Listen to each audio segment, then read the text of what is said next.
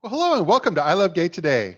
And we are with CT Kerney from Fort Lauderdale. And we're going to talk about all things fitness today. How you doing? I'm good, Matt. How are you? Very good. It's good. It's great to connect with you. You and I met years ago. You were living in New Jersey, I think, at the time. And Yeah. Oh, and then sorry. and no, and then you moved to Fort Lauderdale. How's that all been? It was good. I came down here on vacation, to visit a friend. Yeah. And while I was down here, I had some like run-ins with like different companies and stuff. And I went home and I was like, well, let's just apply for one job. I Yeah. applied to the one job. I got the offer, and 3 weeks later, here, I moved down to Fort Lauderdale, and 3 years later, here I am. And you were living in Gay Central. Right? It is definitely, it puts a clap back in gay. Are you near Wilton Manor area? I'm like a mile and a half. Okay. No, I enjoy it down there. And when we met, you were gracious enough to write for us some fitness blogs, and the blog posts were always fun because number one, um, I thought I thought I was always good going to the gym, doing some of the things I had done in the past, and I was like, "What's a plank?" But you had these YouTube videos with planks and all these things, and so it was a great blog post because you allowed us to be able to integrate YouTube videos into the post that kind of allowed people to see like how you do this at home. Right. Well, I mean, one of my things, I'm the laziest person in the world. So if I can get a workout by not having to move, like planks are perfect for me. I'll plank all day because I don't have to do anything. I can just sit there. But that's what and so that's what you do down in Fort Lauderdale then as well, right? You're doing fitness training and working with groups to kind of get them all healthier. Yes. So yeah, more group fitness training. I like the group setting better. I think, it's more energy, it's more fun. And with the classes that I teach, like I can kind of like mess with the people a little bit. Yeah. Whereas with personal training, like yes, it's more intimate, but I like the energy, I like the music up, like when I'm showing them a move or something, like I'll challenge them, Yeah. just to see. And I always do these things where like if we do like a jump, like run back, I'll go next to them and do it with them and be Yeah. like, don't let me beat you, don't let me beat just to make them try harder. And you just have more fun that way. Well, you sound like you're very very into it. What motivated you to jump into this world? So when I graduated from Penn State, I was 240 pounds. I'm only 5'8".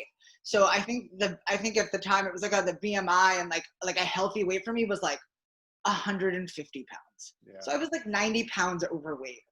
And I had graduated, I went home, and I didn't have a job at the time, and I was playing run like in the park, so I had to run the bases. And by the time I got home, I was like just just like all out of breath. And my mom was like, "Are you okay?" And I was like, "I don't know." And she was like, "All right."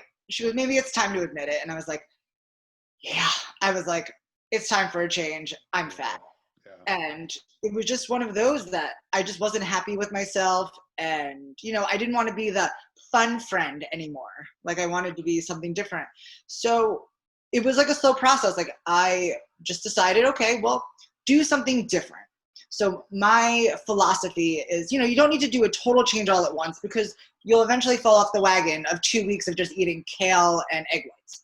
Yeah. you know you have to change it up, and you like slow and steady wins the race. I always say like it's a marathon, not a sprint. Yeah. Yeah. So with doing it, I was like, let me make one or two small choices that make a big difference. So just to like kind of break it down, a pound is 3,500 calories. So if you cut out 500 calories a day, which is a Starbucks Frappuccino, just saying, you can essentially lose a pound a week. Yeah. So to me, I was like, all right, well, what's 500 calories, 50, 200 calories a meal. Soda, there's 100 calories, have water instead. Instead of like a bacon double cheeseburger with fries and ranch, like maybe try ketchup, try honey mustard, do something different. Next time, instead of the fries, get a salad. Like you can't deprive yourself of things. Yeah. Like I still will go out on a Friday night and drink beer with the best of them and then go eat 3 slices of pizza. But, but I'm not doing that every day. Yeah. And slowly the weight just started coming off, and it became almost like a game to me. Like I was like, all right, every Friday when I woke up, I got on the scale, because the problem is people get obsessed with the number. And what I always say is the first week you diet, you're going to lose a ton of weight. The second week on the diet, you lose almost nothing because your body is like fluctuating and now it's kind of coming to that common ground. Yeah.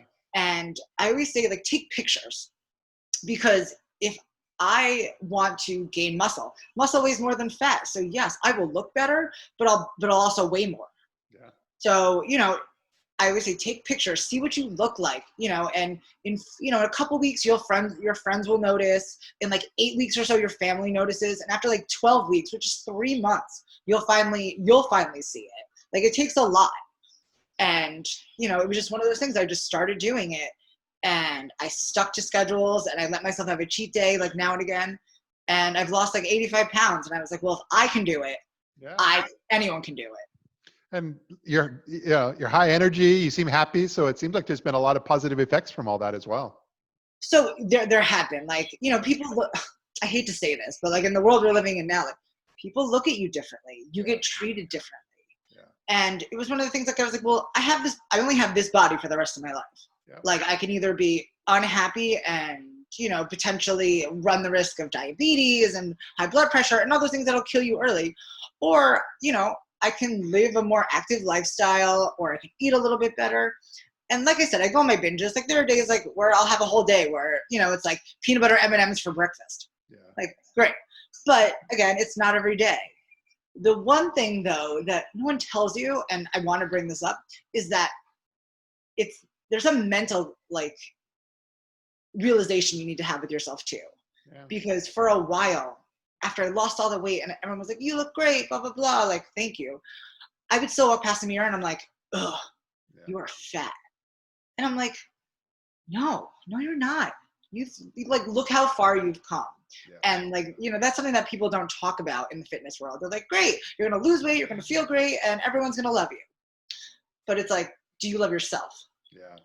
And, not getting too deep into the mental health thing, but it's a big deal. And so, I still, to this day, sometimes I'm like, ugh, I'm overweight, or ugh, I'm fat. But then I always try to spin into a positive. I'm like, but I'm working on it and I'm human, and I think that that's like a big component that people don't tell you that needs to be like brought up. I agree. And I know several people that have fall into that category. And so it's just that sometimes we're our own worst enemies when it comes to how we see ourselves. So. Right. What does RuPaul say? If you don't love yourself, how's anyone else going to love you? Yep. No, well, you were talking about even during this pandemic and so forth. And so how has that affected you as well as like your in fitness training in general, or even yourself personally? So, yeah, yes and no. My thing, when I started fitness training, I did the like at-home videos. Yeah. I was doing all these, like, I would get up at 6 o'clock in the morning, I'd put on a video, I had weights in my home, I had bands, I had all of that. So I'm used to doing workouts at home because I can keep myself motivated. Yeah. I know a lot of people that were just completely, they were like, I hate this. They're like, I'm just not going to do anything. I was like, don't do that. I was like, because how quickly you'll put the weight back on. Yeah. I was like, you're going to the gym 4 or 5 times a week to going none. I was like, you can't eat the same then, or else the weight will come right back. And then it becomes like the downward spiral. It's weight gain, it's depression, it's, this, that, and the other thing. And I kind of went back and forth. Like, when it first happened, I kind of did that. I sat around like more than I normally did. And I started to I probably put on like 10 pounds, which isn't that much as to what I've seen from some people. But now, like, I just had to flip it around. Like, I was like, you live in Florida, go for a walk. Go outside, get some sun. Like, while you're trapped at home, you can still walk around. Yeah. I know it's not easy, and like, you have to wear masks and things like that. And down here, like, they just reopened the gyms, and a lot of them still, like, you have to have a mask on to work out. It's weird, because I feel like I can't breathe a little bit. Yeah, we're very fortunate here at our home because for some reason we moved to a house, bought a house last year. And so I decided, well, I'm going to build like a little home gym down in the basement. So bought a fitness bench, a really decent one, got some dumbbells, a mat. So I was like pretty well set. And then all this hit, and my husband, who was also, he wasn't using this. He was going to the gym and had more of a regular work life. And all of a sudden, when he was stuck at home, he started poking around at what I had put together. And now, every day it's here. he's very self-motivated and comes down and uses that, and it's become like a part of his regular lifestyle. And now we have a Peloton right by it. So things have definitely in our little home fitness center have improved. Well, that's awesome. Yeah. So, I Yeah. mean, one of the things I always tell people too, because I'm a in the morning workout person. Yeah. As soon as I get up, I want to go for a run. I want to go take a class. I want to teach a class, whatever it is, because one, that's when you have the most energy, and that sets your tone for the rest of the day. But two, I am the king of, oh, I'll go to the gym after work, and then after work, who wants to go to happy hour? Who wants to go have dinner? I had a rough day. I'm tired. Yeah. Like, at least like, if you get up an hour earlier and just commit to doing it, even if you do a half-hour workout every day, get up and do 20 burpees in the morning. Like, just get your body moving, and it just kind of it just becomes a part of your lifestyle. Like, you have to make a date with the gym. Like, you set meetings to go to, for different things at work. You set, dates and stuff to go out with your friends. Like, set a date to go to the gym. Yeah. Or Good point. Yeah, and between all these, we know push-ups, jumping jacks, and all that, but now you've thrown us planks, burpees. We've got our work cut out for us. But I mean, the problem too is, like, you have to keep yourself guessing. Like, that's the other. Like, I mean, I say that about everything. Like, if you ate, I don't know, steak every single day, like, awesome. I can't afford to do that, but, like, having a good, like, prime rib every day, like, sure. Yeah. But, like, it gets old. Having the same thing every day. So it's like doing the same workout every day. It gets old. Like, you need to constantly challenge yourself.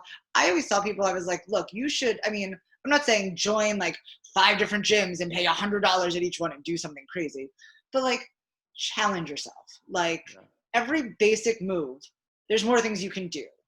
And, and that's like the hard part too. Like, people don't know. They're like, okay, well, I can do push-ups for arms, but it's not the only thing you can do, and there's also like 12 different types of push-ups you can do that work your biceps, your triceps, that help with the shoulders, that just work different muscles so that you are constantly challenging yourself. Yeah, no, I like that, especially when I go back on the road again. I try to incorporate some of those things so that so I'm just at least still keeping active. So right. And that's the thing I try to tell too, because some people, they can't afford to go to the gym, or there's not a gym that's close or convenient to them, or they don't have a way to get there. So that's why, I've done a lot of those blog posts, and I'm like, these are things you can do in your living room. Yeah. Like, yes, it's not social hour at the gym, like, but at least you're able to do something, and something is better than nothing. Yeah, I love that. Well, this is great. We're going to incorporate this video into your most recent blog post that you would put together for us. Bring them all together, and I think it'll be some great info for folks.